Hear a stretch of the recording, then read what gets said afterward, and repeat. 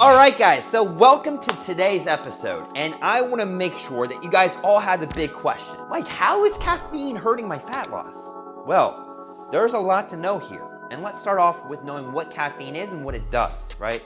Now, if you don't know who I am, my name is 𝔽𝕉𝕚, and I've been featured in Men's Health, T Nation, Elite Fitness. I'm a great published author. I also love giving knowledge because I even go on ABC News. I talk a lot. I've owned a gym for 12 years. I like to give all of my experience to people so that way you can honestly get some good, valuable information that sometimes the internet deems as incredible for me because there's so many wacky stuff that you can hear.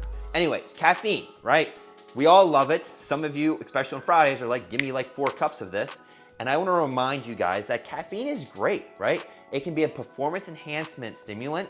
It can help neurologically benefit with a lot of things that are in it with great properties and great vitamins and minerals that can help, especially if you get some good quality, good coffee. But the downside of caffeine and coffee can come whenever you start doing it and abusing it, okay? So that's where our world is at. Okay, if you're a parent like me, okay, and have kids, young kids, sometimes you're relying on a lot of caffeine. And over the time of this, what it will do is blunt a lot of different things. One of them being adenosine, okay? So being an agonist of adenosine means that this property and this actual thing is released from your body happens to come later in the day. So adenosine gets released usually as the sun starts coming down. Now, caffeine is gonna blunt that. It's gonna reduce it. It's gonna delay it.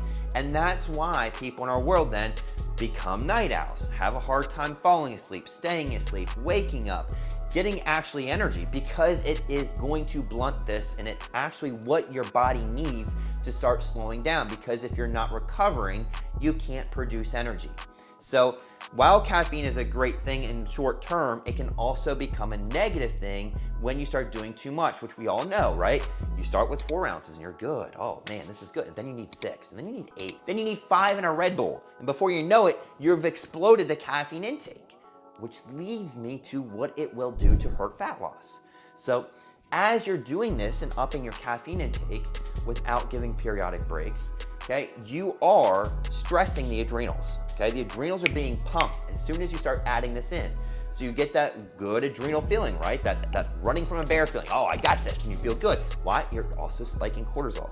So adrenal function goes up, cortisol function goes up. In the short term, great. But as you abuse and keep doing this, what will happen is they both flip and they tank. Heard the term probably adrenal burnout, fatigue. I don't really like burnout, but your adrenals become overtaxed, overworked to a point where they can't produce the energy. So then what happens is you can't mobilize the energy, so then your cortisol tanks.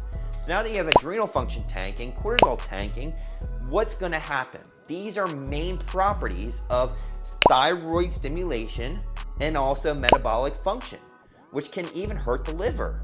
So you're now reducing BMR, hurting your adrenals, lowering the toxicity levels of your liver's ability to burn and get really good metabolic properties, and it becomes harder for your body to do this. So then it requires, what do most people do? Because you feel more tired now. You load up more caffeine. What's wrong with me? Well, that's why the process gets broken and abused. So what you can do, and that's what I want to show you today, is a great alternative. A great way that you can help get your coffee fix without the added caffeine. And you can go, follow this up, or you can try your own method. This is what works for me and what I love doing.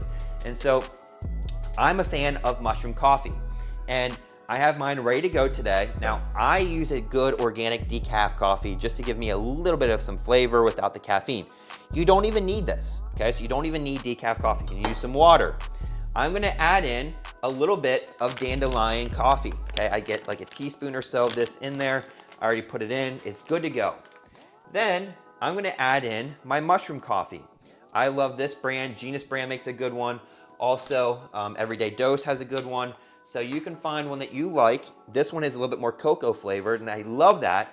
Why? Because I usually love to do this before I work out or after, and I put an LMNT packet in, and it's very, very healthy and good for you, especially because of what? Having good electrolytes in it, especially sodium, magnesium, that can help replenish the body.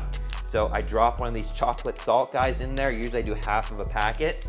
And then I'm gonna add in some aloe vera juice, a little bit sometimes for my gut, maybe a little bit of stevia for some sweetener, some unsweetened almond milk, okay, for a little bit of creamy fizz, or I do some MCT oil or creamer as well.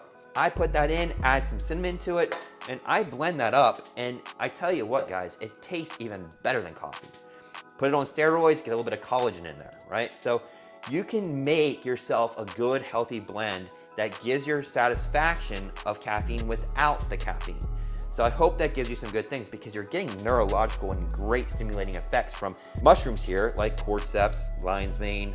This one has chaga root, maca, reishi, and definitely has some good things in it, even some zinc in here. So you can get a good thing, and actually, even if you're like the chocolate, here's a BCAA from Body Health. It's an amino acid that's a chocolate flavor. So a lot of different options that you can do, but I blend up one that makes it work for me, and I then go in this periodically to help reduce my caffeine intake.